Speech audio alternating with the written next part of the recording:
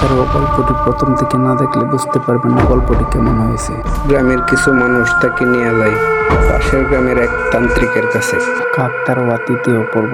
কাকতাড়ুয়াটি তান্ত্রিকের চতুর্পাশে ঘুরতে শুরু করে দেয়। কিছু কাকের কাকা শব্দে যেন তান্ত্রিকের চোখ তুলে নেবে। এমন সময় তান্ত্রিক কিছু বালু কিছু পানি ছিটিয়ে দেয় কাকতাড়ুয়ার উপরে। এমন সময় কাকতাড়ুয়াটি স্তব্ধ হয়ে যায় আর বলতে থাকে, আমাকে ছেড়ে দে, নয়তো তোর মাথা যাবে।